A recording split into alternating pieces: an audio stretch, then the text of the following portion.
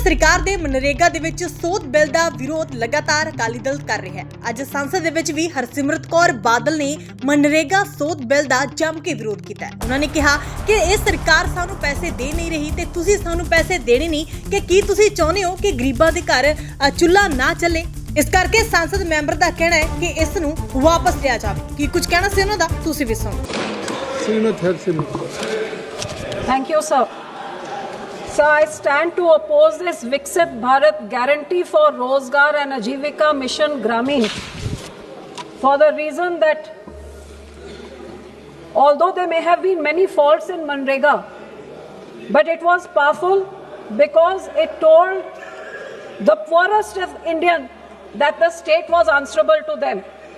It transformed employment from charity into an entitlement. Kindly. You spoke very well. Sir, MNREGA में लाखों खामियां हो सकती है, लेकिन सबसे पावरफुल चीज है मनरेगा में थी तो वो गरीब के लिए एक ढाल था, एक रोजगार का ढाल था, जहां देश का सबसे गरीब मजदूर इस चीज का उसको आश्वासन था कि मुझे साल में 100 दिन का मुझे रोजगार मिलेगा। उस रोजगार वो मेरा आमदन होगा जिससे मैं अपना पेट भरूंगा, अपना परिवार पालूंगा।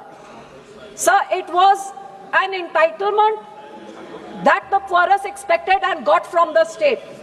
What is most unfortunate कि आज गरीब का वो ढाल भी इस सरकार ने उससे छीनने का काम किया है, क्योंकि ये एंटाइटलमेंट को आपने एक बारी फिर इसको एक चैरिटी बना दिया है, क्योंकि ये अब सरकार के ऊपर निर्भर है कि अब 100 दिन के आप बोल रहे 125 दिन का आपको रोजगार मिलेगा, लेकिन जो आपने सेंटर से जो रोजगार के लिए जो 100% पैसा उसके खर्चे के लिए, उसके मजदूरी के लिए जो 100% सेंटर से जाता था, 75% उसके मटेरियल के लिए जाता था, अब आपने उसको 60-40 रेशो करके एक दूसरी सेंट्रली स्पॉन्सर्ड स्कीम की तरह कर दिया है। तो आज मैं माननीय मंत्री जी से यह पूछना चाहती हूं कि मेरे जैसे राज्य जो पंजाब है, जहां पे सारी सेंट्रली स्पॉन्सर्ड स्कीम लगातार कम होती 33% ग्रांट खत्म हो गई है, क्योंकि ये आम आदमी सरकार और उससे पहले कांग्रेस की सरकार ने हमारे राज्य को इतना कर्जाई कर दिया है कि आज हमारे राज्य में जो नया बच्चा जो जन्म लेता है उस पे 1,25,000 का कर्जा लेके जन्म लेता है। 4 लाख करोड़ का कर्जा चढ़ा दिया इन लोग ने, जिसमें से 2 लाख करोड़ पिछले 4 सालों में चढ़ा है। सब मैं माननीय मंत्री जी से पूछना चाहती हूं कि आपने ये 60-40 रेशो करके राज्य का 10% हटा के अब 40% का जो बोझ डाल दिया है, तो ये तो हमारा आयुष्मान भारत अभी तक लागू नहीं हुआ है, हेल्थ मिशन हमारा कितनी देर तक लागू नहीं हुआ, स्कॉलरशिप्स हमारी कम ऐसी स्टूडेंट्स की खत्म हो गई हैं, तो क्या अब पंजाब में मनरेगा भी खत्म हो जाएगा आपके? क्योंकि सरकार के पास तो पैसे है नहीं, आप देंगे नहीं।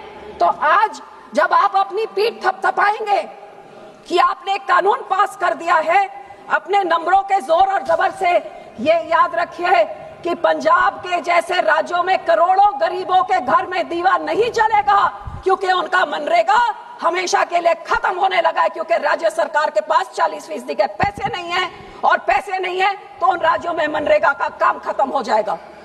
सर, इससे और बड़ी दुख की बात क्या हो सकती है कि जो सरकार अपने को गरीबों का हिमैती बनाती है, आज वो गरीब का ही नुकसान कर रहे हैं। इस करके मैं पुरजोर इस बात का विरोध करती हूं कि 40% का जो आपने बोझ राज्यों पे डाला है उसको इमीडिएटली रिवर्स करना चाहिए, और उसके बाद जो मनरेगा में जो सुधार करने की जरूरत है उसको आप जरूर उसको सुधार करिए। सर, मैं ये भी कहना चाहूंगी कि जो सेंटर ने अब फेडरल स्ट्रक्चर को आपने कमजोर किया है, गाँव में अब इधर उस गांव के छप्पड़ में पानी भर जाता है, घरों में चले जाता है, गंदे पानी का निकास का बुरा। क्या इधर दफ्तर एयर कंडीशन दफ्तरों में बैठ के ये अफसरों को पता है कि मेरे किस गांव में क्या तकलीफ है? कम से कम गांव वाले अपनी तकलीफें मनरेगा के मजदूरी करके पैसे करके अपनी तकलीफें दूर कर लेते थे। अब यहाँ बैठ के नियम बनेंगे और one shoe does not fit all. Sir, एक जूता सबको, एक मापदंड सबके लिए नहीं हो सकता। या फेडरल स्ट्रक्चर को कमजोर करके आप देश का और लोगों का नुकसान कर रहे हैं। सब 12 दिसंबर को हजारों मनरेगा के मजदूरों ने बरनाले के सामने लेडीज ने धरना क्यों लगाया? क्योंकि 9 महीने से उनका मनरेगा का काम बंद था।